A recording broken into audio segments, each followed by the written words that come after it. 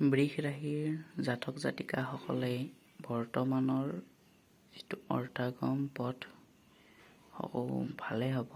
কোনো ভাতৃৰ স্থানত যদিহে আপোনালোকে পায়, ভাতৃৰ পৰা বহুখিনি সা সুবিধা লাভ কৰিব পাৰিব আৰু মানসিকভাৱে আপোনালোকে জীৱনৰ হানিৰ যোগ দেখা যায়।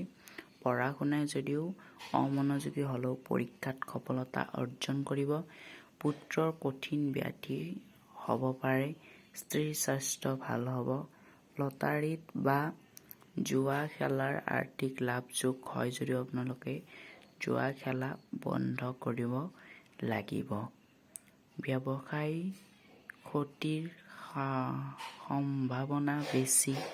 কোনো অযাচিত সম্পত্তি লাভ কৰে।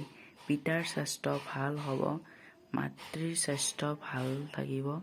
কৰ্মস্থানত উন্নতি থাকিব আৰু অৰ্থৰ অলপমান আপোনালোকৰ ব্যয় হ'ব পাৰে। কাৰণ কিয় আপোনালোকৰ কিছুমান ক্ষেত্ৰত যিহেতু মিলা নাই, আপোনালোকৰ সেইকাৰণে অৰ্থৰ ব্যয় হ'ব পাৰে।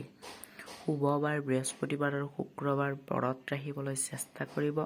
শুভ তাৰিখ 2, 6, 7, 9 আৰু শুভ সংখ্যা 2, 8 আৰু 4।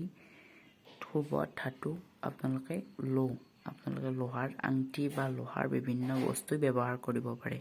শুভ মূল বগা চন্দন গছৰ শিপা আৰু অনন্ত মূলৰ শিপা যদি গংগাৰ পানীৰে শোধন কৰি হালধীয়া কাপোৰেৰে সোঁ হাতত পিন্ধে, তেনেহ'লে আপোনালোকৰ গোটেই বছৰটো শুভ হোৱাৰ যোগ দেখা যায়। আৰু শুভ তাৰিখ 2, 6, 7 আৰু 9। শুভ সংখ্যা মইতো ক'লোৱেই। তাৰপিছত শুভ মাহ হ'ব 5, 8 আৰু 12।